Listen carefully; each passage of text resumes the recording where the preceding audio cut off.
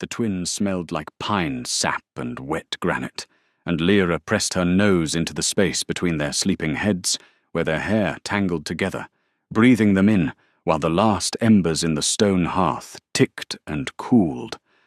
6 years of this. 6 years of carrying water up the mountain in clay jugs that left rust-coloured half-moons on her palms. 6 years since the Ashenmoor pack had dragged her to the northern boundary, cut the pack bond with a ritual knife across her left forearm, and told her to walk until the trees swallowed her whole. She had been 19, 5 months pregnant. The scar on her forearm had healed into a pale ridge that ached when it rained, which in these mountains meant it ached most days. The cabin had belonged to a dead trapper whose name she never learned. She found it with the door hanging open, a family of foxes nesting in the mattress, and a root cellar full of jarred preserves, so old the lids had rusted shut. She pried them open with a flat rock, and ate pickled beets with her fingers, crying so hard, the salt from her tears mixed with the vinegar, and that was the first meal she gave her unborn children. Now the twins were 5, nearly 6. Rowan the boy slept with his fists clenched, even in dreams, like he was holding on to something no one else could see. Sage the girl slept with one eye half open, a milky sliver of white that had terrified Lyra the first time she noticed it, until she realized the child was simply too watchful to fully surrender to sleep. They were not normal children. Lyra had known this since the day they were born, when Sage came out silent, and Rowan came out growling, actually growling a sound no human infant should make. Their eyes were the problem, not brown like hers, not the muddy hazel common to Ashenmoor wolves. Their eyes were the colour of winter light on steel, pale grey, almost silver, with a ring of blue, so dark it looked like a bruise around the iris. She had seen those eyes once before. Once. The morning was already pressing cold fingers through the gaps in the cabin walls, when Lyra untangled herself from the twins and stepped barefoot onto the stone floor. Her feet knew every cold spot, every uneven edge. She had mapped this cabin with her body, the way blind women map rooms by memory and consequence. The loose board by the door that would wake Rowan. The nail head near the hearth that had opened her heel last winter and left a scar like a crescent moon. She pulled on the elk-hide boots she had stitched herself, the seams lumpy and imperfect, and pushed through the door into a morning so cold it tasted like metal on her tongue. The creek was 200 yards down the slope. She carried 2 clay jugs, one under each arm, and walked the path she had worn into the mountain, over 6 years a groove in the earth that was hers, the way nothing else in the world was hers. The pines were enormous here, their trunks wide enough to hide behind their lower branches, stripped bare by wind, so they looked like old men holding up their arms in surrender. Frost sugared the dead needles underfoot. A hawk circled above the tree line, riding the thermals with that patient, indifferent hunger that Lyra understood better than she wanted to.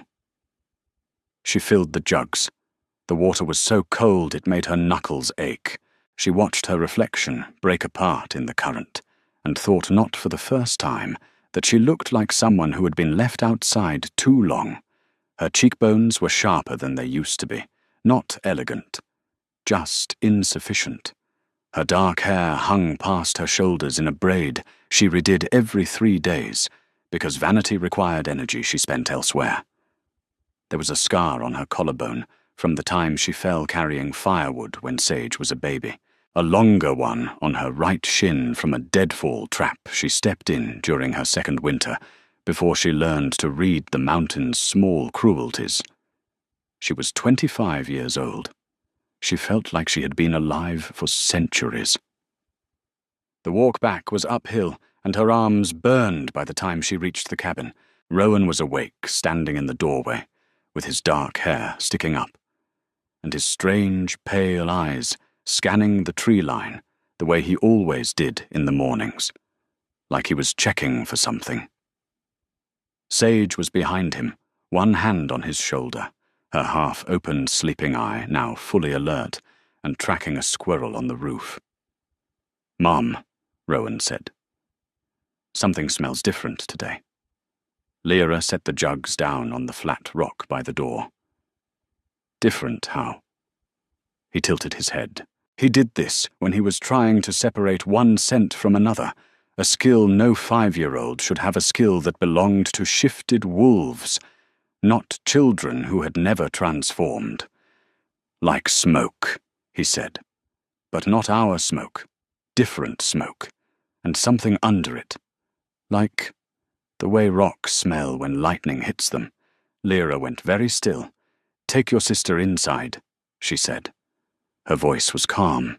She had learned to make her voice calm, the way she had learned to set snares and chew willow bark for fever out of necessity with no one to teach her. "Close the shutters." "But Mom—" "Now, Rowan." He took Sage's hand and pulled her inside. Sage went without protest, but she looked back at Lyra with those uncanny eyes, and in the flat grey light of the mountain morning, they looked exactly like the eyes of a man Lyra had spent 6 years trying to forget.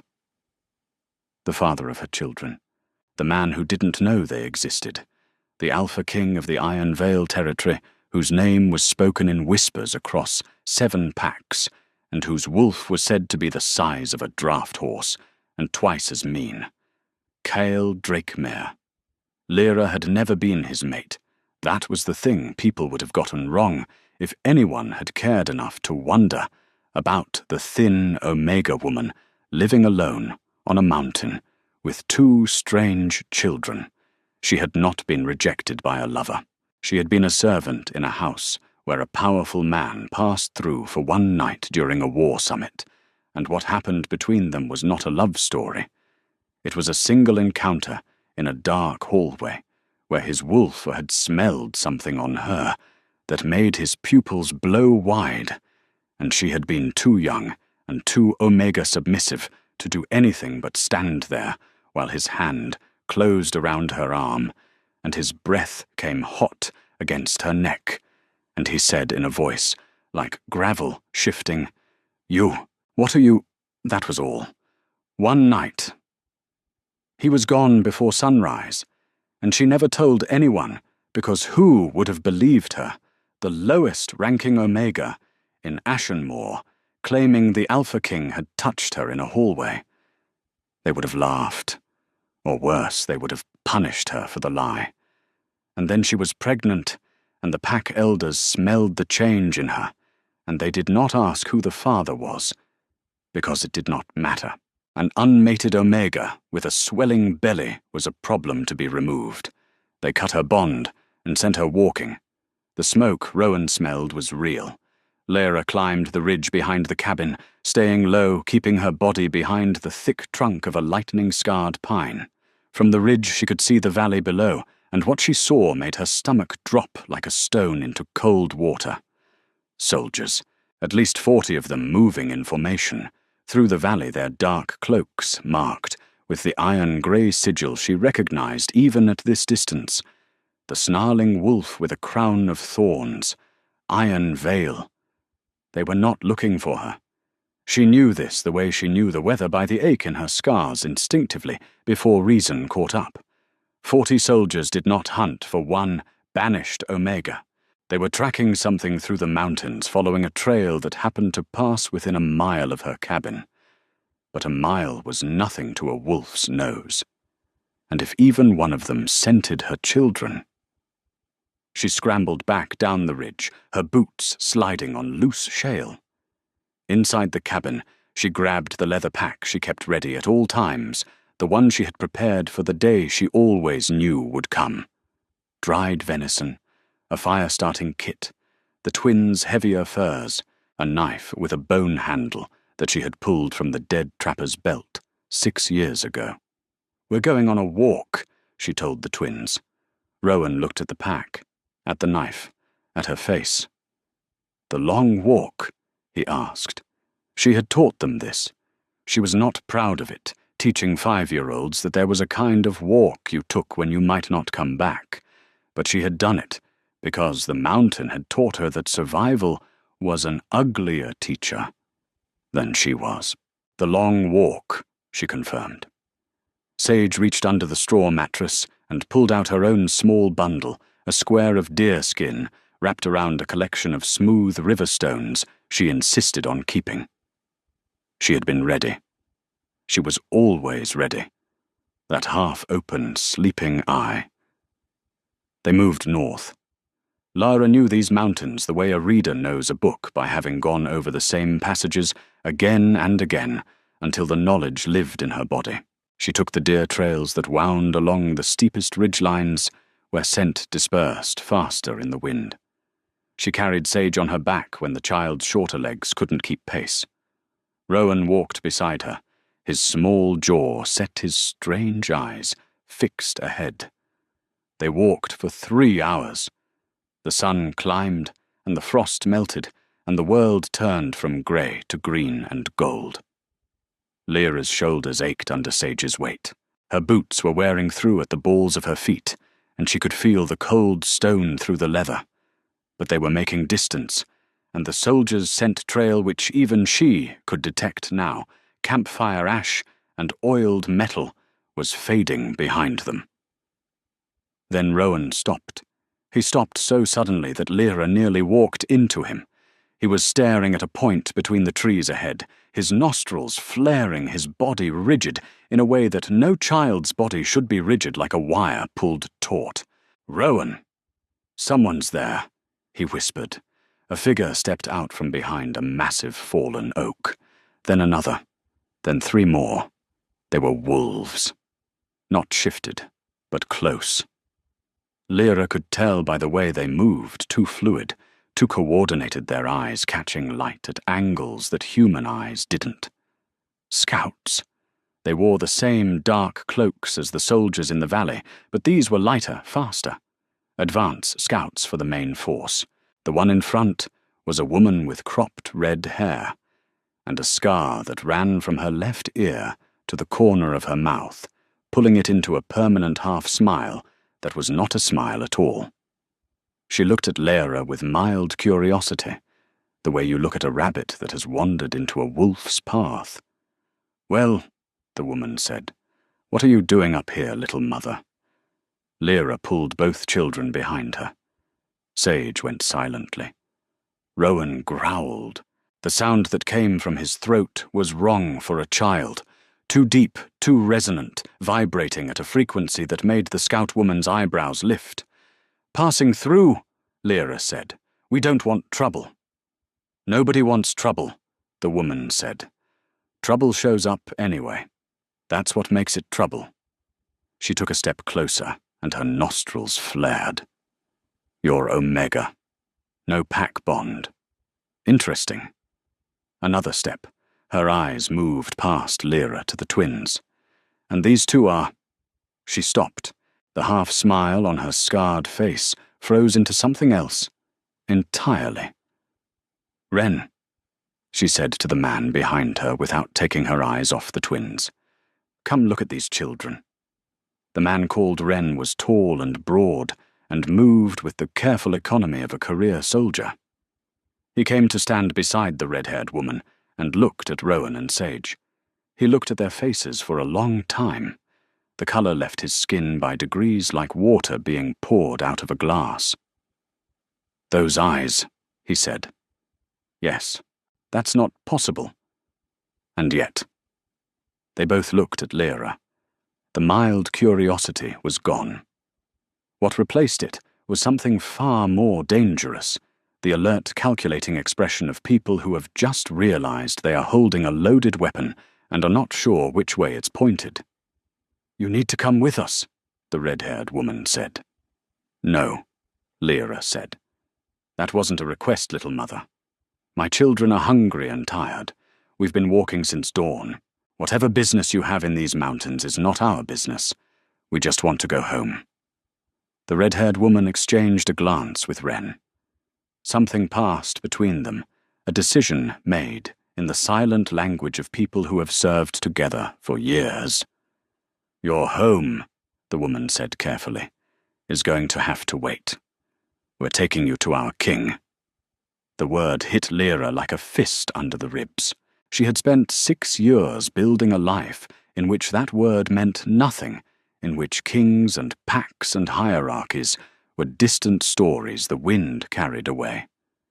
She had carved out a silence so complete that some mornings she forgot she had ever been anything but a woman on a mountain with 2 children and a leaking roof. "I have no business with your king," Lyra said. The red-haired woman looked at the twins again, at their eyes. "I think you do," she said softly. "I think you have very significant business with our king, whether you know it or not."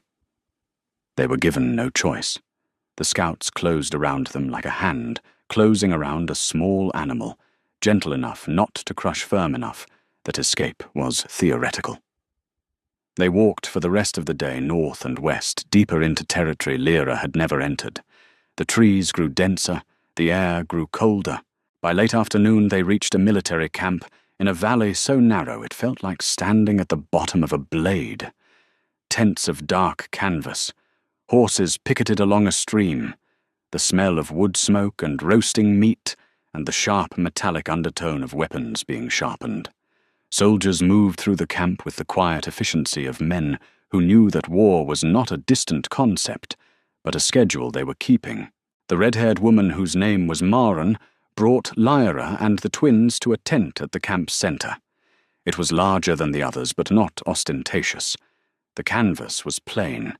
The only marker of its importance was the pair of guards at the entrance, whose postures suggested they were not decorative.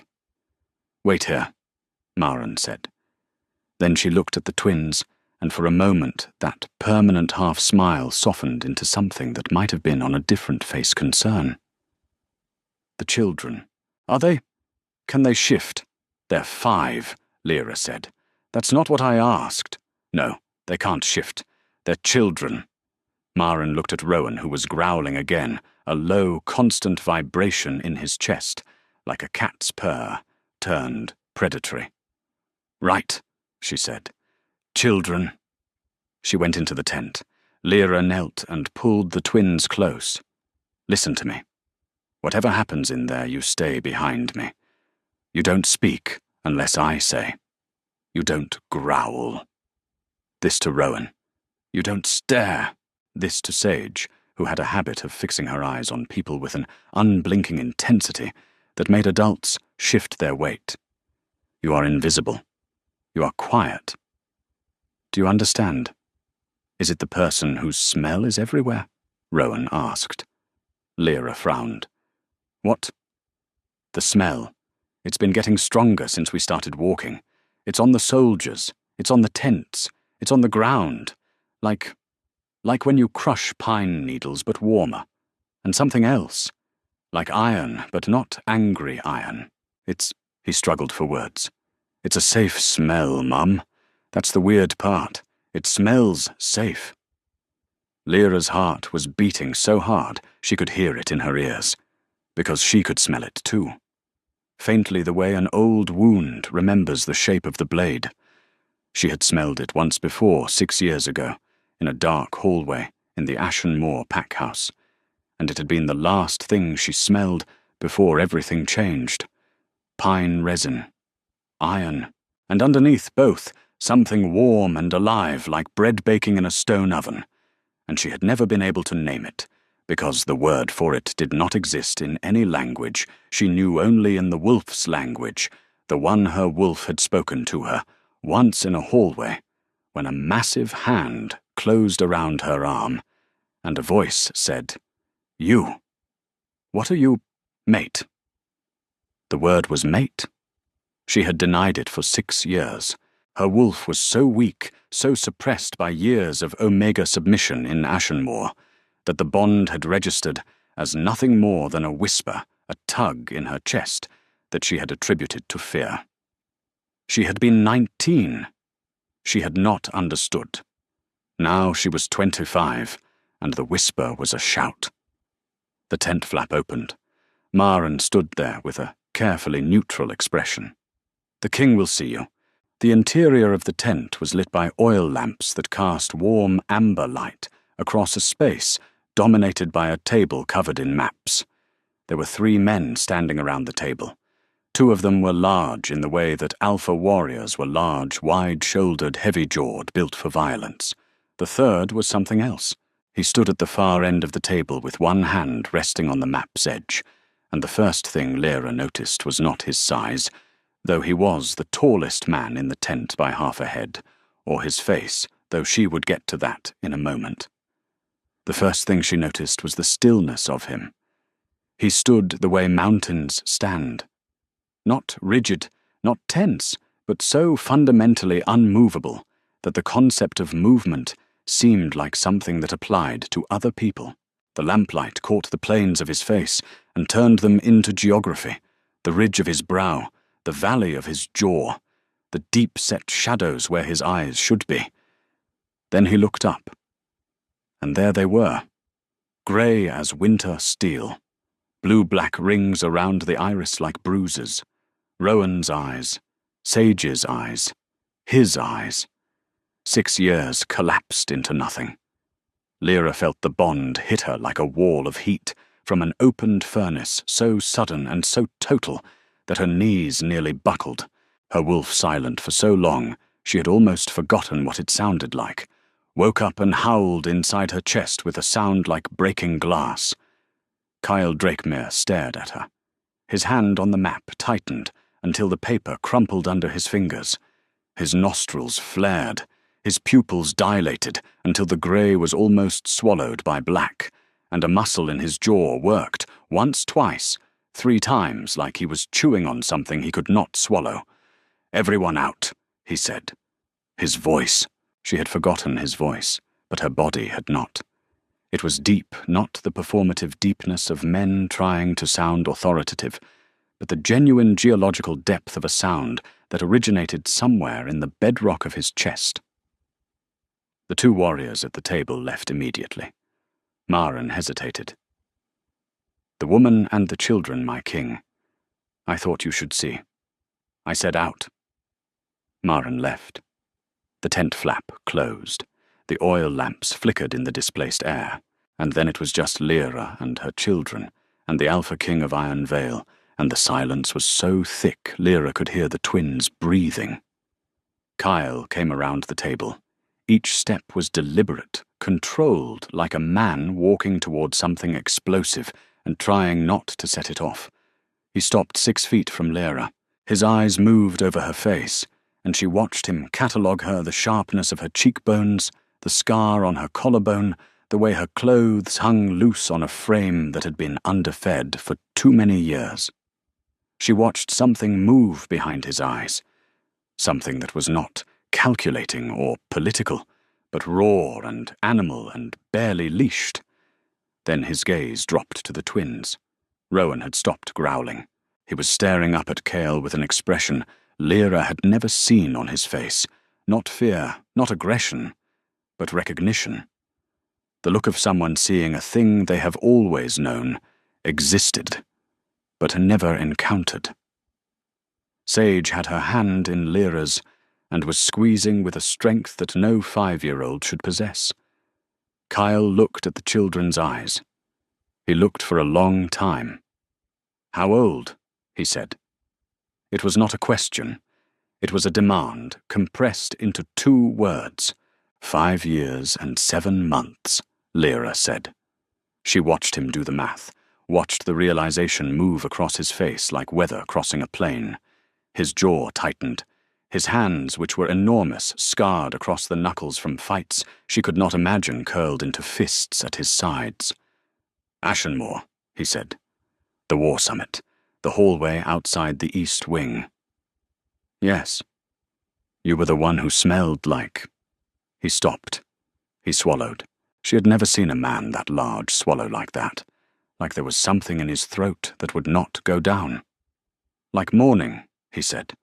"You smelled like morning. Not the word. The actual thing. The way it smells before anyone else is awake." Lyra's eyes burned. She would not cry. She hadn't cried since the night the twins were born, alone in a dead trapper's cabin, biting down on a strip of leather, while her body split itself in two to bring them into the world. "Why did you leave?" His voice cracked on the word leave, and the crack was more terrifying than his stillness, because it meant there was pressure behind the surface. I came back. The next morning. I came back to that hallway, and you were gone. I searched the entire pack house. They told me there was no one. No Omega. No woman matching your description. They lied to my face, and I knew they were lying, but I had no proof, and I had a war to fight, and I... He stopped again. His breathing was uneven. The Alpha King of Iron Vale, feared across 7 territories, whose wolf was legend, was breathing like a man who had been running. "They banished me," Lyra said, "when I started showing. They cut my pack bond and sent me into the mountains. I was 5 months pregnant." The sound he made was not a word. It came from his chest, from the place where the wolf lived, and it was so low and so vast that Lyra felt it in her teeth. The oil lamps trembled. A cup on the table rattled against the wood. "Who?" he said. "Who cut your bond? Give me a name." "It doesn't matter. Give me a name." "Elder Harkin." Beta Corwin held me down. Harkin used the knife. He turned away from her. He turned away and pressed both fists against the table, and stood there with his head down and his shoulders heaving, and Lyra watched the muscles in his back move under his shirt like tectonic plates. And she understood that she was watching a man choose very deliberately not to destroy everything in reach. Rowan walked forward. Lyra grabbed for him, but he slipped past her hand with that unnatural quickness the twins both had. He walked right up to Kyle Drakemere, this mountain of a man vibrating with barely contained rage, and stood at his side and looked up. "You smell like us," Rowan said. Kyle looked down. The rage drained from his face so fast, it left him looking hollowed out like a riverbed after a flood. He dropped to one knee, slowly the way you kneel when you are afraid of scaring something precious, and he was eye level with his son. The identical eyes met. Grey steel and blue-black rings. Kyle raised one hand. He moved it toward Rowan's face, with the careful deliberation of a man defusing a bomb, and he stopped with his fingers an inch from the boy's cheek, and he looked at Lyra. "May I?" he said. 2 words. And they broke something in Lyra that she had been holding together with willpower and silence for 6 years, because no one in her entire life had asked her permission for anything. She nodded. Kyle touched his son's face. His thumb brushed Rowan's cheekbone. Rowan leaned into the touch like a cat, pressing into a hand, instinctive, unhesitating. Sage let go of Lyra's hand. She walked forward, measured and watchful, and she stood beside her brother and looked at the Alpha King with that unblinking stare. And she said the first word she had spoken all day. "Father." Kyle flinched. Actually flinched, this man who had fought wars, who had held territories against rival alphas, who was rumored to have killed a rogue wolf with his bare hands in human form. He flinched at a 5-year-old girl's voice, and then he pulled both children against his chest and held them, and Lyra saw his eyes close, and his jaw clench, and a single muscle in his temple jump, and she understood that he was not going to cry either, because men like him had their own version of biting down on leather. When he stood, he still had one hand on each child's shoulder, and he looked at Lyra with an expression she could not read. There were too many things in it. Rage and grief and something desperate and wanting that he was clearly not accustomed to feeling. "You are not going back to that mountain," he said. "My cabin. You are not going back." His voice gentled by a fraction of a degree. "I have spent 6 years looking for a scent I caught in a hallway. My wolf has been... I have been..." He shook his head. "You don't know what it's like. Knowing your mate exists and not being able to find her. It is like having a wound that will not close. I know exactly what it's like, Lyra said quietly. I've been living it, alone, on a mountain, with your children. The words landed. She watched them hit him one by one like arrows finding gaps in armor. His expression shifted from raw need to something more complex, something that had guilt in it and shame and a fierce protectiveness that was directed not at her, but at himself, as if he was angry at his own failure to find her sooner. You will have everything, he said. Whatever you need. Whatever they need. You will never be cold or hungry. Again, I swear this on my wolf, on my blood, on... I don't need your oaths, Lyra said. I need a bath. The children need food that isn't dried venison, and I need to sleep in a space where I don't have to keep one eye open for mountain cats. Something shifted in his face. Not a smile. Kyle Drakemere did not seem like a man who smiled easily, but the hard line of his mouth eased, and the tension around his eyes softened, and he made a sound that might have been, in a man less guarded, a laugh. Maren, he called. The tent flap opened instantly. Maren had obviously been standing right outside, my king. This woman and these children are to be given quarters, hot water, food, clothing. Whatever she asks for, she receives. If anyone questions her presence, they answer to me. Maren looked at Lyra, at the twins, at Kyle's hand on Rowan's shoulder. Understood, my king. And Maren. Yes. Send a messenger to Ashenmoor. I want Elder Harkin and Beta Corwin brought to me. Alive. Maren's scarred half-smile deepened into something genuine and cold. With pleasure, they gave her a tent with a bedroll thick enough that she lay on it, and almost wept from the softness. They brought a copper tub and heated water in kettles over a fire, and Lyra bathed for the first time in hot water in so long that the sensation was almost painful, her skin prickling and flushing as the heat found muscles she hadn't known were knotted. The twins splashed beside her in a second smaller tub, and Sage made shapes in the steam with her fingers, while Rowan methodically scrubbed himself with a concentration that was like everything about him slightly too adult. They brought food. Stew with actual meat, thick with root vegetables, and herbs Lyra could not name. Bread that was soft in the middle. Cheese. Dried fruit. The twins ate with the desperate efficiency of children who had learned that food was not guaranteed, and Lyra ate slowly, tasting each bite, letting the warmth spread through her chest. Clean clothes appeared, not fine, but warm and whole, without the patches, and resewn seams that characterized everything she owned. A wool dress in dark green that fit her properly, and she stood in it, and felt the fabric against her skin, and realized she had forgotten what it felt like to wear something that was not slowly disintegrating. When the twins fell asleep, Lyra stepped outside.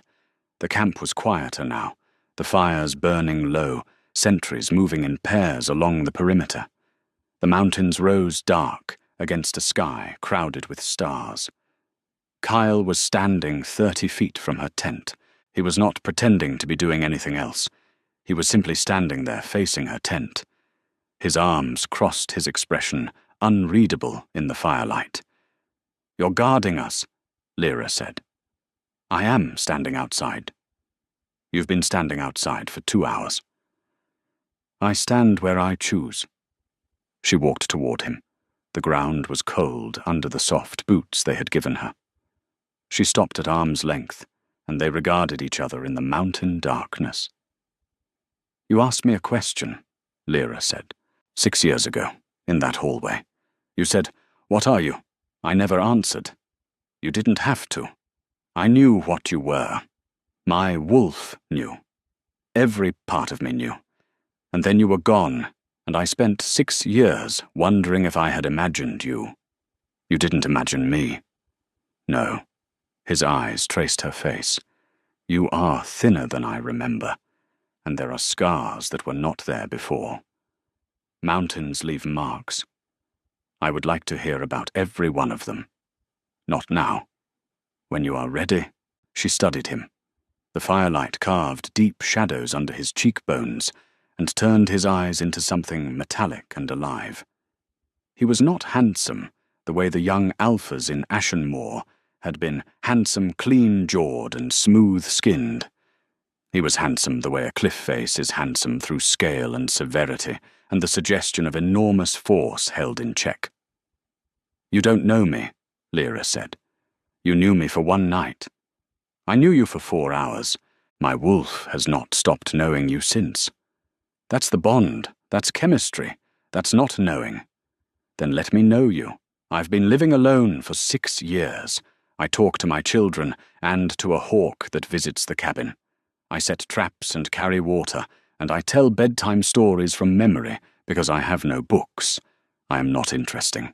You survived alone on a mountain pregnant with twins, no pack bond, no wolf strong enough to shift, and you raised 2 children who have their father's eyes and their mother's steel. You are the most interesting person I have ever met." Lyra opened her mouth and closed it. She looked at the stars. She breathed the cold air. She let the silence hold for 10 full seconds, because she had learned on the mountain that silence was not empty. Silence was the space where truth settled, before you were ready to pick it up. "I will not be owned," she said. "I will not be a thing you found and claimed. I left one cage. I will not walk into another. You think I'm a cage. I think kings are cages by nature. Gold bars instead of iron, but bars nonetheless." He was quiet for a long time.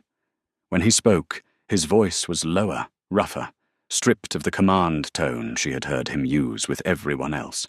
"My mother was a healer from a nomad pack. My father was the Iron Veil Alpha before me. He kept her like a trophy, fed her, clothed her, gave her everything except the door. She died trying to leave, not running from him, just trying to walk outside during a thunderstorm because she wanted to smell the rain. The guards stopped her. She fought them. She was 4 months pregnant with my younger brother. She lost the baby. She never recovered." He looked at Lyra with those grey eyes that her children had inherited. "I am not my father, and I am telling you now in plain language, no oaths, no wolf speak. The door is open. If you stay because you choose to. If you leave, I will watch you walk away, and it will destroy me, and I will let it." The fire cracked. A log shifted and sent a column of sparks spiraling into the black sky. Lyra watched them rise and disappear. "I'll stay tonight," she said. "Tomorrow we'll see." "Tomorrow we'll see," he repeated, and the words sounded different in his mouth, heavier, like stones placed carefully on a balance. She went back to the tent. She lay between her sleeping children and listened to Rowan's breathing, and Sage's small sighs, and the distant, constant presence of the man standing outside in the cold, and she fell asleep faster than she had in 6 years. The next 3 days moved in a rhythm Lyra had not expected. She had imagined that entering the world of the Iron Veil would be like being swallowed a slow suffocation of autonomy, her mountain silence replaced by the noise and pressure of pack politics. Instead, Kyle gave her space, with a restraint that surprised her. He visited the twins in the mornings, sitting cross-legged on the ground outside their tent while they ate breakfast, asking Rowan questions about the mountain, about what birds he could identify by their calls, what tracks he could read in the mud. He listened to the answers with the total focused attention of a man who was learning a language he had not known he needed to speak. With Sage he was different. Sage did not talk much, never had. She communicated in looks and gestures, and the occasional single word dropped into a conversation like a stone into a pond. Kyle seemed to understand this intuitively. He sat beside her while she arranged her river stones in patterns on the ground, and he did not ask what the patterns meant. He just watched. Once she picked up a stone and placed it in his palm without explanation, and his hand closed around it with a tenderness that made Lyra look away because it was too private, too raw, the kind of moment you should not witness even when it is happening right in front of you. On the third day, Maren returned with news. She found Lyra watching the twins play fight in a clearing at the camp's edge, Rowan pouncing and Sage dodging with that half-step quickness, both of them moving with a coordination that drew stares from the Iron Veil soldiers. "Ashen Moor has responded to the king's summons," Maren said. She sat on a log beside Lyra with the easy familiarity of a woman who did not observe conventional social hierarchies. "They are not sending Harkin and Corwin." "I didn't think they would. They are sending an envoy instead, a diplomat, to negotiate." Maren's scarred mouth twisted. "Negotiate what I'm not sure. The king doesn't negotiate. He informs." "Who is the envoy?" "Someone called Yelena. She said you'd know her." Lyra's hands went cold. Yelena. Beta Corwin's wife. The woman who had stood in the doorway of the Ashenmore pack house and watched while her husband held a 19-year-old Omega down for the bond cutting. The woman who had said not to. Lyra, never to Lyra, but to the elder beside her. "Make sure the cut is deep enough. We don't want her coming back." "I know her," Lyra said. Maren looked at her for a long moment. "The king doesn't know the details. He knows they banished you. He knows names. He doesn't know the specifics of how it was done. And you want me to tell him? I want you to decide whether he hears it from you or from the Ashenmore envoy, who will absolutely spin it into a story where they were reasonable and you were a risk." Lyra watched Sage dodge Rowan's lunge and tap him lightly on the shoulder as he stumbled past. She watched Rowan grin and come back harder. They were her whole world. They had been her whole world for 6 years, and the world had been very small and very manageable. "I'll tell him," she said. She found him in the command tent, alone for once, studying maps with a concentration that suggested the maps were personal enemies. He looked up when she entered, and the hard focus on his face dissolved immediately into something more open, more vulnerable, and she saw him try to hide it, and fail. "I need to tell you about Ashenmore," Lyra said. "Sit." "I'll stand." He nodded. He put down the map. He gave her his full attention, and Lyra understood in that moment the true weight of an Alpha King's full attention. It was not comfortable. It was like standing in direct sunlight with no shade, every detail of you illuminated, every flaw visible. She told him. Not the version she had rehearsed in her head, the efficient, stripped-down account of events. She told him the real version, the one she had never told anyone, because there had been no one to tell. She told him about growing up in Ashenmore as the lowest Omega, the daughter of a dead rogue wolf and a human mother who died in childbirth. She told him about scrubbing the pack house floors at 14, while the other girls trained their wolves and laughed at her on their way to the sparring yard. She told him about the pack healer who gave her extra food, sometimes an old woman named Ciri, who smelled like calendula and wood smoke, the only person in the pack who touched her with any kindness at all, and how Ciri had died the winter before the war summit and left Lyra with no one. She told him about the hallway, about his hand on her arm and his voice in the dark, and the 4 hours that followed, and she was careful to say, without drama or accusation, that she hadn't resisted because she hadn't known how. She had been 19 and Omega submissive, and no one had ever touched her before, and she had not understood that the heat in her chest was a mate bond. She had thought it was fear. She watched something terrible cross his face when she said this. Not anger. Something worse. The recognition that he had been in his own way, another person, taking from her without asking. I should have known, he said. I should have seen what you were. How young. How... I'm not telling you this for guilt, Lyra said.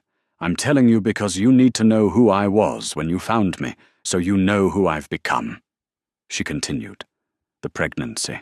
The elder's cold pronouncement. The bond cutting in the main hall, not private. Not dignified, but public, so the pack could watch and remember what happened to Omegas who forgot their place. Corwin's hands on her arms, thick-fingered and impersonal, holding her still, while Harkin drew the ritual blade across the inside of her left forearm, and the pack bond severed with a pain that was not physical, but went deeper than physical, a tearing in the core of her that felt like being unmade. And Yelena, standing in the doorway, wearing a dress the color of ripe plums, watching with an expression that was not cruel exactly. That was the complicated part. Yelena's face had not shown cruelty. It had shown relief. The relief of a woman watching a problem be solved efficiently. Make sure the cut is deep enough, Yelena had said. We don't want her coming back. Kyle stood very still through all of it. His face did not change, but his scent did. The pine and iron and warm bread smell that Lyra had been breathing since she entered the tent shifted, darkened, took on an edge like ozone before a lightning strike. The air in the tent grew heavy. The oil lamps flickered. She's coming here, Kyle said when Lyra finished. This Yelena. Maren told me. She's coming to my camp to negotiate for the people who cut my mate's bond and drove her pregnant into the wilderness. The word mate hung in the air between them. He had not used it before. Not directly. Not like this. I will handle it, he said. You don't have to see her. I want to see her. His eyes snapped to hers. Why? Because the last time she saw me, I was on my knees on a stone floor, bleeding from the arm, begging. I want her to see me standing up. He looked at her for a long moment. Then he nodded, once a short, decisive movement. You'll stand beside me, he said. Not behind me. Beside me. The morning Yelena arrived was overcast. The sky the color of old pewter, the mountains shrouded in mist that clung to the tree line like gauze on a wound. Lyra stood at the entrance to the command tent, in the green wool dress, her hair braided her back straight. The twins were with Maren in a tent behind her. Kyle stood to her left, close enough that the heat of his body reached her through the cold air. He wore his formal armor, dark leather over mail, the iron-grey wolf sigil on his chest, and he looked like what he was, a king who had come from war, and was perfectly willing to return to one. Yelena rode into camp on a grey horse. She had aged since Lyra had last seen her. The dark hair had threads of silver, and the lines around her mouth had deepened. She wore travelling clothes of good quality, and carried herself with the careful dignity of a woman accustomed to being the most important person in a room. She dismounted. She approached. She looked at Cale and began a formal greeting, and then her eyes moved to the woman standing beside him, and the words died in her mouth. The colour did not drain from Yelena's face the way it had from Wren's. Instead it rose, a flush that started at her throat and climbed, mottling the skin of her cheeks, spreading to her ears. Not embarrassment, recognition. The sudden visceral understanding that the world had rearranged itself while she wasn't looking, and she was now standing on the wrong side of the arrangement. Lyra, she said. Yelena. You're alive. I am. So are my children. Yelena's eyes moved to Kyle, moved back to Lyra. She was calculating. Lyra could see it happening, the rapid assessment, the search for an angle that would work in this new configuration. The pack acted within its rights, Yelena said. She directed this at Kyle, her voice steady, her chin lifted. An unmated Omega, carrying an unidentified sire's pups. Pack law is clear on... Pack law, Kyle said, and the two words fell like stones into a frozen lake.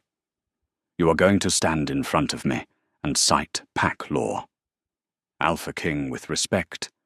The Omega you banished is my fated mate. The children she carried are mine, my blood, my eyes. You drove my mate into the mountains pregnant, and alone cut her pack bond with a blade and told her never to come back. And you want to discuss pack law. Yelena's composure cracked, not dramatically. A small fissure, a tightening around the eyes, a slight tremor in the hands she held clasped in front of her. We didn't know, she said. How could we have known? She never said. Who would she have told? Lyra said. Who in that pack would have believed me, the lowest Omega claiming the Alpha King as her mate? You would have had me beaten for the insult. That's not... Yelena stopped.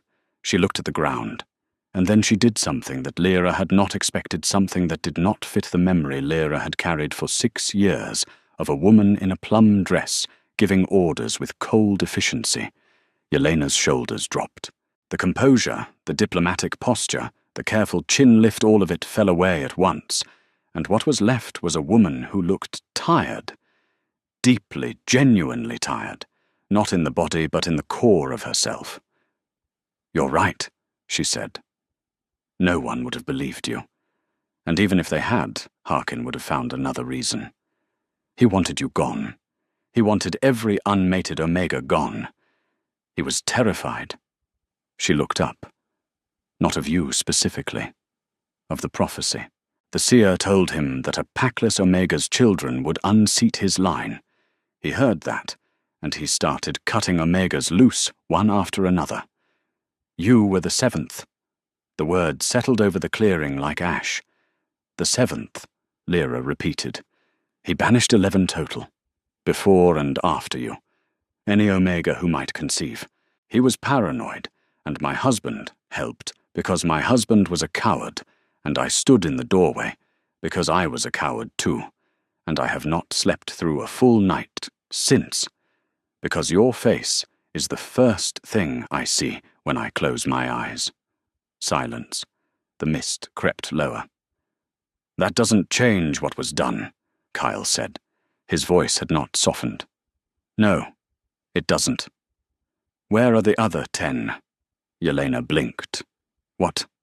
The other 10 Omegas Harkin banished. Where are they? I don't. Some returned to human towns. Some went north. 2 died. I don't know all of them. You will find out. You will bring me a list. Every name, every location, every child they bore alone, because your pack decided prophecy was more important than people. You will do this, and you will deliver it personally, because I want your face to be the face they see when help finally arrives. Do you understand? Yelena stared at him. You want me to find them. I want you to fix what you helped break. And when you have done that, and only when you have done that, you will return here, and we will discuss what becomes of Ashenmoor. Until then, your pack exists at my pleasure, and my pleasure is thin. He turned his back on her. The dismissal was total. Yelena stood alone in the clearing, stripped of leverage, stripped of dignity, assigned a penance she had not anticipated, by a king who had chosen to turn her guilt into a tool, rather than simply crush her under it. Lyra watched Yelena's face. She watched the woman absorb the sentence. And she saw just for a moment something flicker in Yelena's eyes that looked less like defeat and more like the first breath of a person who has been drowning in their own complicity and has just been given something to do with their hands. Yelena left within the hour. That night, Lyra could not sleep.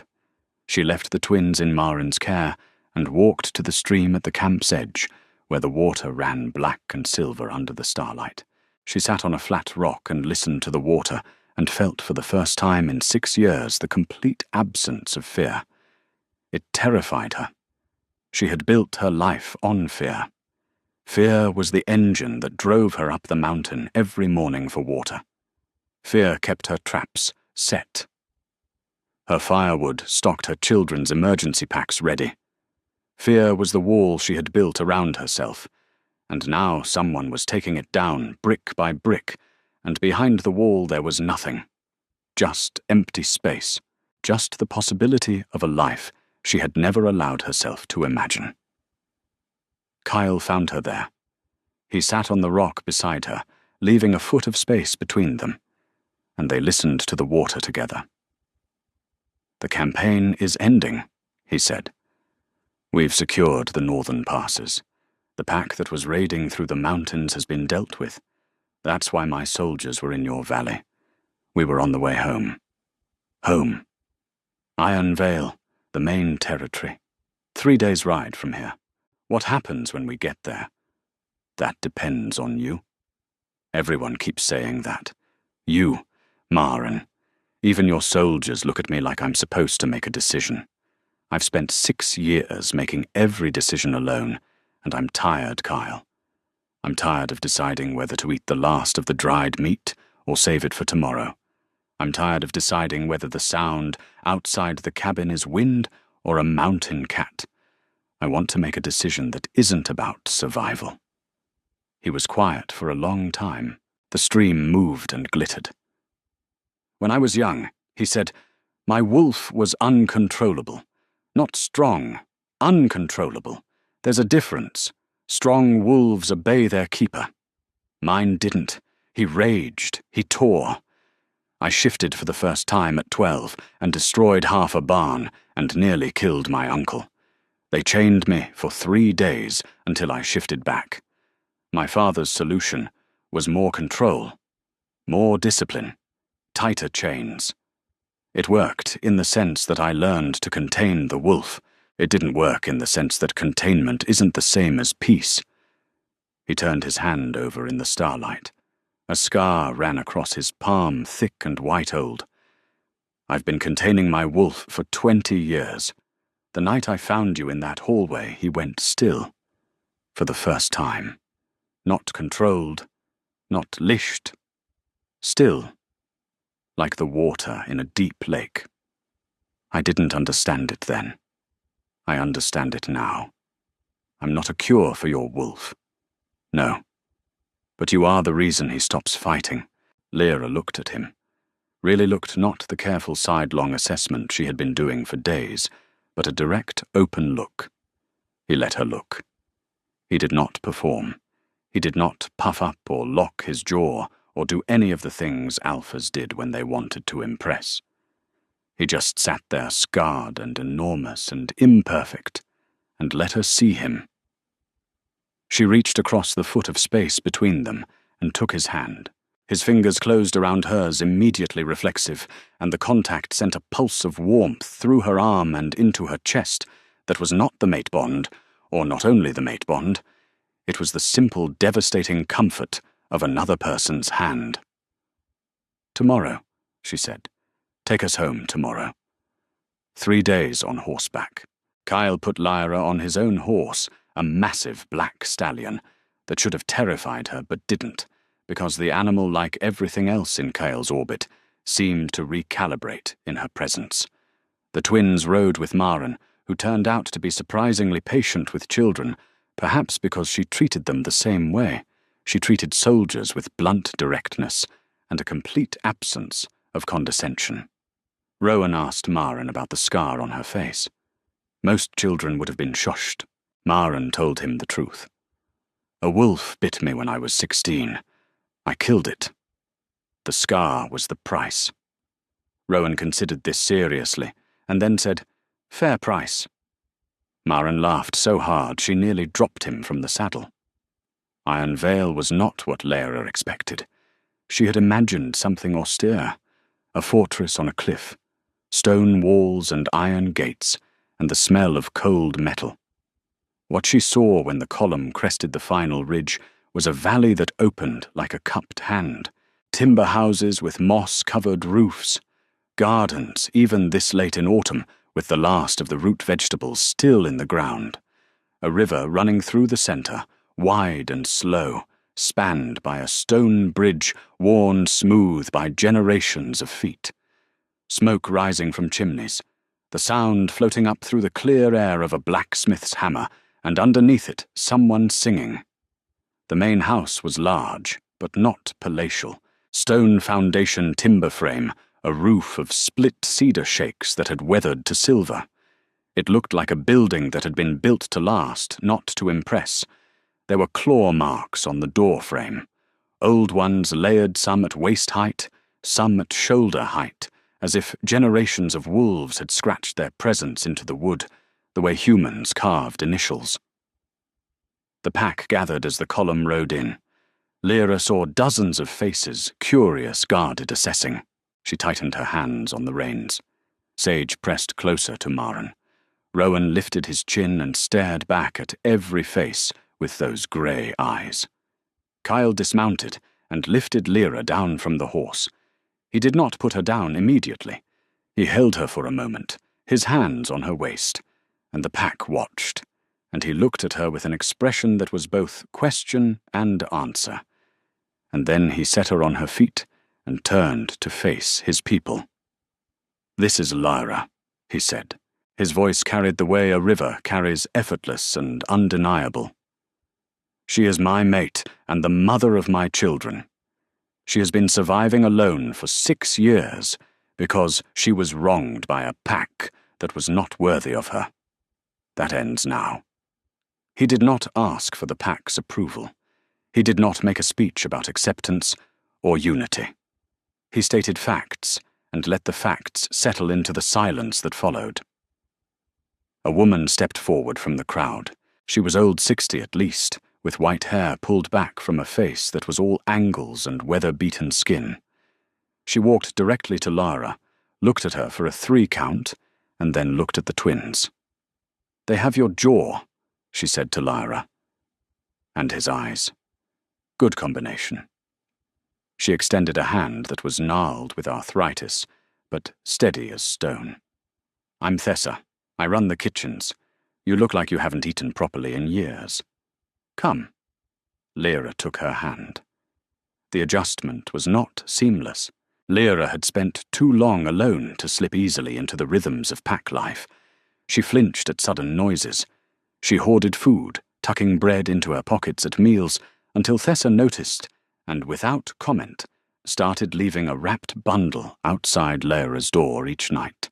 Bread, cheese, dried fruit, so she would know there was always extra. Lyra unwrapped these bundles with hands that shook and ate, standing up in the dark of her room, and each time the shaking lasted a little shorter. The twins adapted faster. Children do. Rowan attached himself to the Iron Vale training yard, sitting on the fence, watching the older wolves spar with an intensity that was almost predatory. The trainers noticed him. They started explaining techniques, as they demonstrated directing their commentary at the small boy on the fence, who watched with those unnerving grey eyes and never asked questions, but somehow, when they looked away, was mimicking the movements with an accuracy that bordered on impossible for a 5-year-old. Sage found the pack's herbalist, an ancient half-deaf man named Torrin, who kept a garden behind the main house and talked to his plants in a continuous low monologue. Sage sat in his garden for 3 hours the first day, silent watching. On the second day, she started weeding. By the 4th day, Torrin was teaching her which roots reduced fever and which ones were poison, and Sage was absorbing the knowledge with the focused stillness of a river stone being shaped by the current. Kyle courted Lyra with a patience that was clearly against his nature. She saw him fight it, saw the way his hands would twitch toward her, and then stop, saw the way his jaw would clench when she moved away after being too close for too long. His wolf wanted to claim to Mark to make the bond irrevocable. His man waited. The tension between the two lived in his body, like a current running through a wire, visible in the set of his shoulders, the careful distance he maintained, the way he always positioned himself between her and any door, not to block her exit, but so that his body would be between her and whatever came through.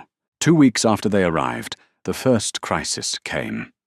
It announced itself at dawn with a rider on a lathered horse, a boy barely out of adolescence, who stumbled into the main house, gasping that a war party from the Stone Ridge Pack had crossed the southern border and was burning settlements. Kyle transformed from the man who sat quietly watching his daughter arrange river stones into something else, entirely. Lyra watched the change happen in real time, a hardening, a sharpening, as if the soft parts of him retracted, and what was left was blade and purpose. He issued commands in a voice that was no longer warm or careful or patient. Soldiers moved, horses were saddled, weapons appeared. He came to her before he left. He stood in the doorway of her room, already armored, and looked at her with the expression of a man trying to memorize a face. "I will come back," he said. "I know, if something happens. If I don't." "Maren has orders. You and the twins are to be taken north to the coastal territory. My ally there will... You'll come back." He crossed the room in 2 strides, and his hands were on her face, his thumbs against her cheekbones, his fingers in her hair and his forehead pressed against hers, and she felt the bond between them pulse like a second heartbeat, and for a moment neither of them breathed. 2 days, he said. 3 at most. He left. The sound of the war party departing filled the valley hoofbeats, and the creak of leather and the low, purposeful howls of wolves shifting to run alongside the riders. Then silence. The valley held its breath. On the second night, Lyra woke to Sage screaming. Sage didn't scream. Sage barely spoke. The sound that came from the child's throat was not a nightmare sound, not the thin, reedy cry of a bad dream. It was a sound of power, a sound that should not have been possible from a 5-year-old's body, because it contained harmonics, layers, a wolf's howl braided through a child's scream, and it shattered the clay water jug on the bedside table and cracked the window glass. Lyra grabbed her daughter. Sage was rigid, her eyes open, but unfocused, her small body vibrating with a frequency Lyra could feel in her own bones. Her eyes were glowing. Not metaphorically. Not the reflective shine of wolf eyes catching light, glowing a cold silver-white light pouring from her irises like moonlight through water. Rowan was awake, pressed against the wall, his own eyes wide, with something that was not fear. It was recognition. "She's seeing," he whispered. "Mum, she's seeing. Seeing what? The wolf place. The in-between. She told me about it. She goes there sometimes when she sleeps. But she's never gone this deep before." Lyra held her daughter and felt the vibration slowly ease, felt the glow in those eyes dim by degrees, felt the small body go from rigid to trembling to limp. Sage blinked. Her eyes were their normal grey. She looked up at Lyra. "He's hurt," Sage said. "Who's hurt, father? The blood wolf hurt him? The big grey one with the broken eye? It bit his shoulder, and the poison is in the bite. He can't shift back." Cold flooded Lyra's body, not the cold of the mountain. A deeper cold, the cold of knowing. "Where?" Lyra said. "The ravine with the red rocks. South. Where the river bends like a sleeping snake." Lyra moved without thinking. She went to Maren, who was sleeping in the guard quarters, and shook her awake and told her what Sage had seen. Maren looked at her with the skepticism of a soldier and the caution of a woman who had learned to trust unusual intelligence. "Seers haven't existed in Iron Vale for 3 generations," Maren said. "My daughter just cracked a window with her voice and told me which ravine your king is bleeding in. Take me there or point me in the direction and I'll go myself." Maren pointed. She also insisted on coming along with 4 soldiers and a field medic who looked nervous about the whole thing. They rode south through the dark. Lyra had not ridden a horse alone before.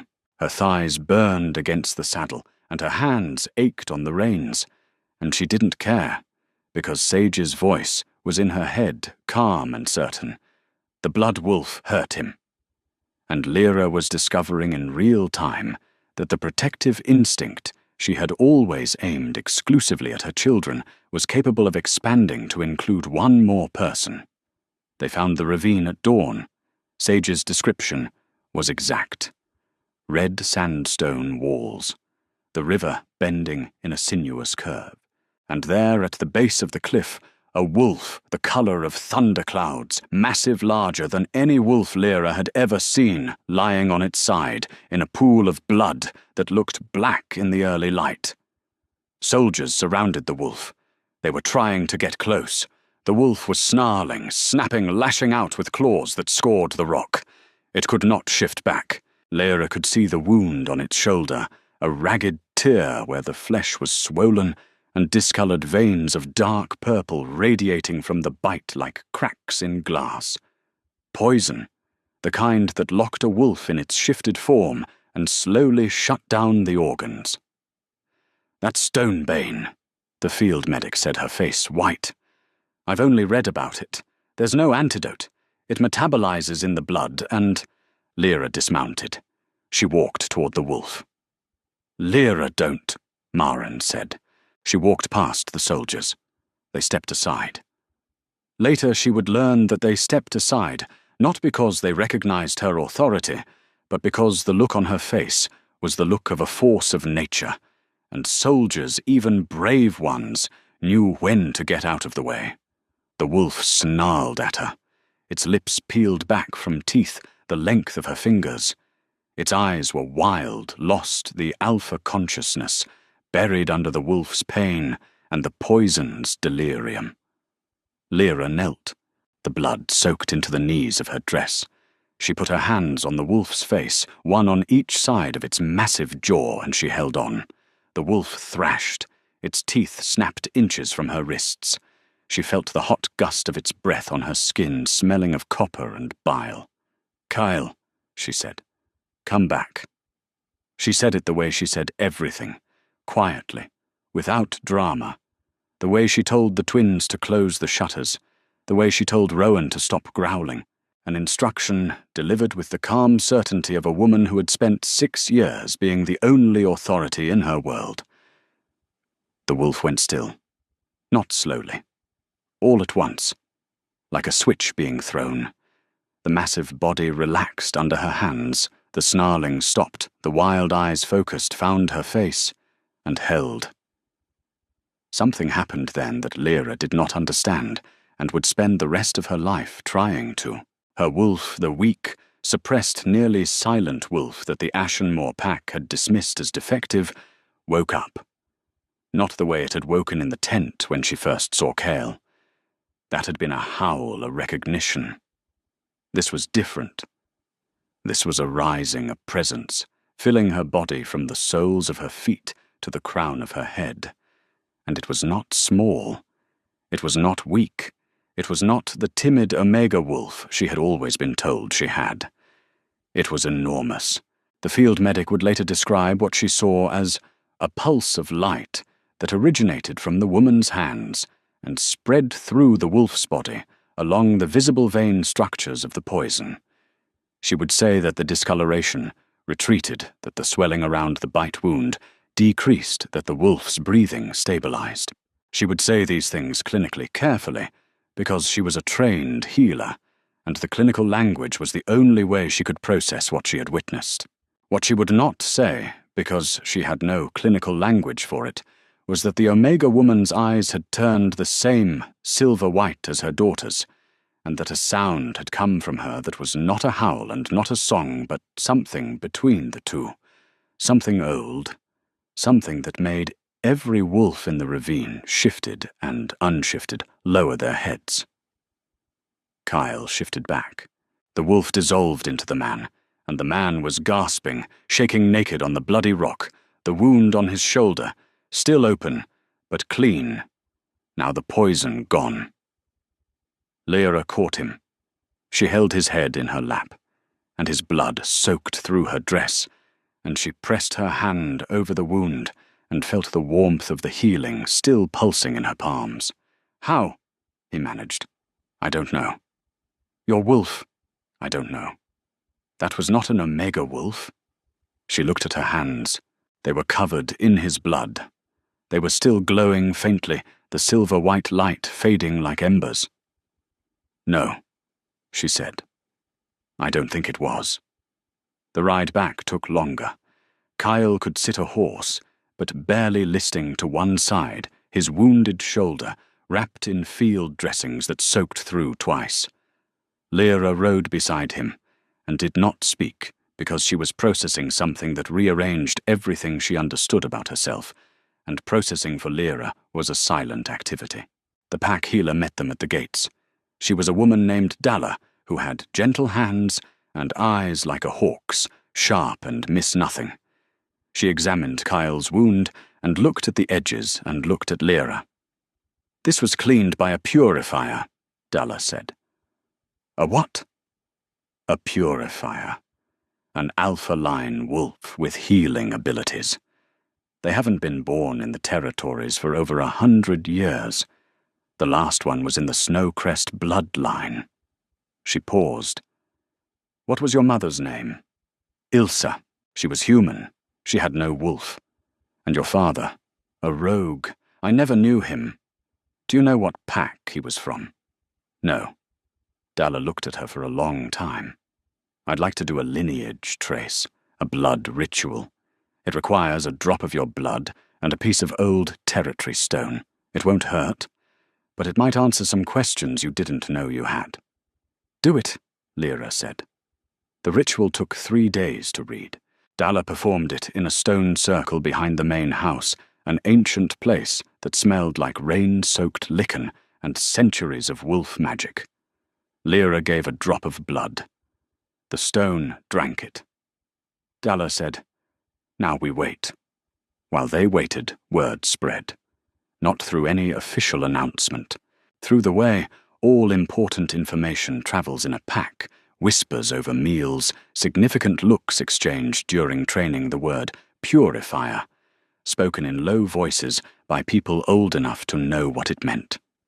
Kyle recovered with the speed of an alpha, which was considerable. Within 2 days he was walking, within 3 he was sparring lightly. Within 5 he was fully operational and furious about the Stone Ridge incursion, which he dealt with through a combination of military force and political maneuvering that Lyra observed from a distance, and found both impressive and slightly frightening. On the 6th day, Dalla came to Lyra.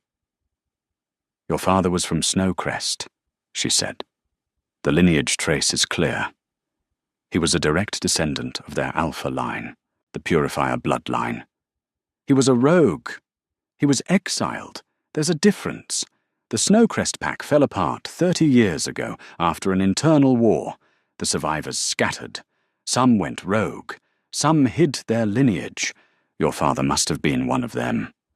Lyra sat with this information, the way she sat with all new information, in silence, turning it over, feeling its weight.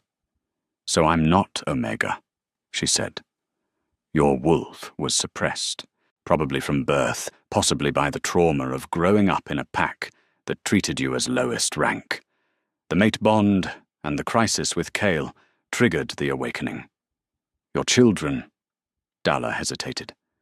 "Your children carry the Purifier bloodline and the Iron Veil Alpha bloodline. Together. Lyra, that combination has never existed before, ever, in any recorded lineage. What does that mean for them? I don't know.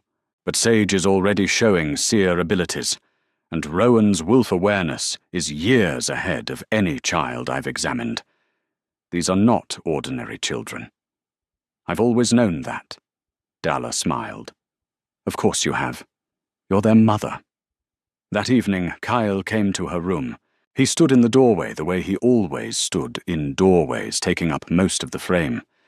And he looked at her with the expression she was learning to read, the one that meant he wanted to say something important, and was choosing his words with the care of a man who knew words could be weapons. "Dalla told me," he said. Yes. Snowcrest Alpha bloodline. Purifier. The rarest wolf in 7 generations. Yes. And Ashenmore had you scrubbing floors. Something in his voice. Not anger, something older. Sadness, maybe. Or the kind of exhausted wonder that comes from discovering that the world is both crueler and more beautiful than you thought. I didn't know, Lyra said. I spent 25 years thinking I was the weakest wolf alive. I built a life around that belief. I raised children around it. And now you're telling me it was all wrong, and I don't know what to do with that, Kyle. I don't know who I am if I'm not the woman who survived by being small and quiet. He crossed the room. He sat on the edge of her bed, uninvited, and she did not tell him to leave. You are the woman who survived by being strong, he said. The size of your wolf doesn't change that. You carried water up a mountain every day for 6 years. You raised 2 extraordinary children alone. You healed a poisoned alpha wolf with your bare hands. That wasn't your bloodline. That was you. She looked at him. At the scar on his jaw. At the new wound on his shoulder, still healing, still raw. At his hands, resting on his knees, open palms up like he was waiting for something to be placed in them. I want to stay, she said. Not because of the bond, not because of bloodlines, because my children smile here, because Thessa leaves bread at my door, because Maren taught Rowan how to hold a knife, and Torin is teaching Sage which mushrooms will kill you, because this place smells like cedar and river water, and I don't have to be afraid of it. Then stay. But I need you to understand something. If I take you as my mate, if I accept the bond, I am not the girl in the hallway anymore. I am the woman who climbed the mountain. And I need you to want the woman, not the memory. Lyra. His voice cracked again. That crack, the pressure behind it, the fault line in the bedrock. I don't remember the girl in the hallway. I remember her scent, the shape of her, the way my wolf went quiet. But the woman sitting in front of me is the one I want. This one. The one with scars on her shins and calluses on her palms, and the steel spine that makes my generals nervous. That is who I want. She leaned forward and kissed him. It was not the kiss she had imagined on the mountain during the rare, unguarded moments when she allowed herself to imagine anything at all. It was not dramatic or consuming or overwhelming. It was soft, careful. The press of her mouth against his, and the way his breath actually caught this man who had fought wars, and the way his hand came up to cup the back of her head with a gentleness so absolute, it was almost fragile. Then the softness burned away, and the bond opened like a door, and they were both falling into it, his arms pulling her in her hands, fisting in his shirt, the kiss deepening into something that tasted like pine and iron, and the warm bread smell she could never name, and his wolf surged up and her wolf rose to meet it, and the sound they made together was not a sound that existed in human language. It was older than language. It was the sound of 2 frequencies finding the same pitch after years of dissonance. He pulled back. His breathing was ragged. His eyes were molten, the grey shot through with gold. "The claiming ceremony?" he said. "Say when." "Tomorrow. Tomorrow. I waited 6 years. I'm done waiting." The claiming ceremony in Iron Vale was not what the romance stories described. There was no moonlit clearing, no ancient words spoken in the wolf tongue, no procession of white-clad attendants. Instead, there was this. The entire pack gathered in the main hall. At midday, the tables pushed to the walls, the fire built high, so the light filled the room with a warmth that smelled like cedar and applewood.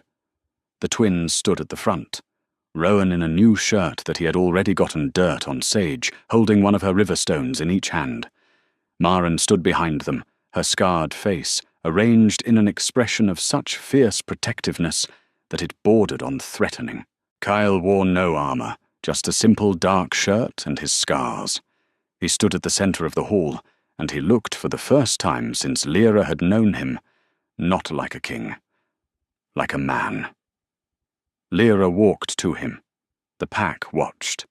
She wore the green dress, the first real piece of clothing she had been given here, because it mattered to her that the dress she wore was the one she had chosen when she was still deciding whether to stay. Kyle took her hand. He turned it over and pressed his lips to the scar on her left forearm, the one the elder's blade had left, the one that ached when it rained. He kissed it slowly, deliberately, and the pack understood the gesture without explanation. This scar. This was what had been done, and this was what he thought of what had been done. Mine, he said. Not to the pack, to her. Mine, she said back. He lowered his mouth to the curve of her neck, to the place where the shoulder met the throat. She felt his teeth, and then the sharp, bright pain of the bite, and then the bond, the real bond, the full bond, flooded through her like a river breaking through a dam, and she felt every wall she had ever built come down at once, not destroyed, but dissolved, because they were no longer necessary. She bit him back, on the same spot. She felt his body jerk under her teeth and heard the sound he made, low and broken and victorious, and the pack erupted. Not in cheers, in howls. Every wolf in the room shifted, or half-shifted, and the sound that filled the hall was a sound that Lyra felt in the marrow of her bones, the sound of a pack accepting a new member, the vibration of dozens of bonds clicking into place like locks finding their keys. Rowan howled too. His voice, that impossibly deep sound for a child, joined the pack's chorus, and for a single moment Sage opened her mouth, and the sound that came from her was not a howl, but a harmonic, a clear, ringing note that sat on top of the howling, like light on water. Thessa was crying. She stood at the back of the hall with tears running down her weathered face, and her gnarled hands clasped against her chest, and she was not crying prettily or dramatically, but the way old women cry with their whole faces, without caring who saw. Maren was not crying. Maren was grinning.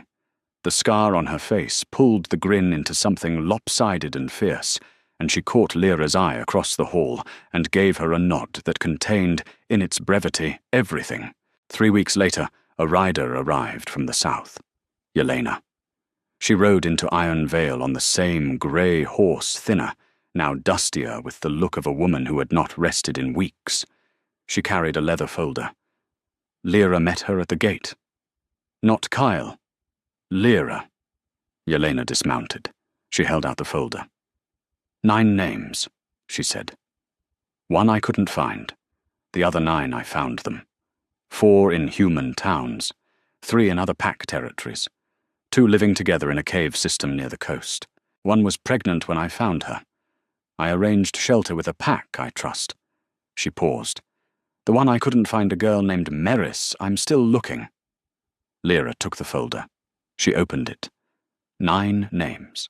Locations. Conditions. Needs. Written in Yelena's careful hand, each entry detailed, each one, showing evidence of actual effort of miles travelled and questions asked and doors knocked on. You did this, Lyra said. It was the least I could do. Yes, it was. The words were not kind. They were not cruel. They were precise, which was more useful than either. I need rest, Yelena said. And then I'm going back out, for Meris. Lyra looked at this woman who had stood in a doorway in a plum dress and said, Make sure the cut is deep enough. She looked at the dust on her clothes and the shadows under her eyes, and the set of her jaw, which was the set of a person who had found a purpose and was holding on to it with both hands, because the alternative was drowning. There's food in the main hall, Lyra said, and a room at the east end. Thessa will show you. Yelena nodded. She walked past Lyra toward the main house. She stopped.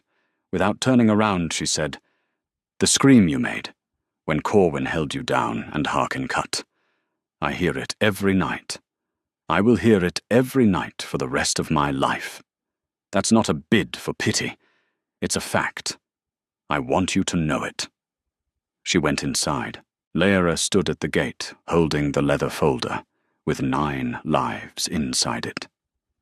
The wind came down from the mountains, cold and clean, carrying the smell of pine and distant snow. From somewhere behind the main house, she could hear Sage's voice, quiet and clear, naming plants for Torrin. From the training yard, the ring of practice swords and Rowan's laughter, an unguarded, full-throated sound she had never heard before they came here. The mate bond hummed in her chest, warm and constant, and she felt Cale somewhere in the main house, felt his awareness of her like a hand resting lightly on her shoulder. She closed the folder. She looked at the mountains that had kept her alive for 6 years. Their peaks still white, their slopes still dark with pine. They were beautiful. They had also been a prison. She did not miss them. She did not need to. Inside the fire was going. Thessa had left bread on the table, a round loaf with a crackling crust, and beside it a small cloth bundle that Lyra already knew contained cheese and dried fruit, because some kindnesses become rituals, and rituals become the architecture of a home. She sat. She tore the bread. The crust cracked under her fingers, and the inside was still warm, and the steam that rose from it carried the smell of yeast and wheat, and the particular alchemy of stone ovens that had been used for generations. Sage came in from the garden with dirt on her knees, and a sprig of rosemary behind her ear. Rowan came from the training yard with a bruise on his chin and a grin that split his face. They sat on either side of her and reached for the bread without asking, because they lived here now, and the bread was always there, and they did not need to ask. Kyle appeared in the doorway. He leaned against the frame, arms crossed, watching his family eat bread at a table, and the expression on his face was one Lyra had not seen before. It was not soft or hard or commanding or careful. It was the expression of a man who has spent his entire life holding his breath and has finally exhaled. Sage held up the sprig of rosemary. Torrin says it keeps bad dreams away. "Does it work?" Kyle asked. Sage considered this with the gravity of a 5-year-old philosopher. "I don't need it anymore. I don't have bad dreams here." She put the rosemary on the table between the bread and the cheese. It sat there small and ordinary, and green, smelling like nothing in particular, unless you pressed it between your fingers, which no one did. They ate. Outside, the first snow of the season began to fall soft and silent, covering the mountains in white.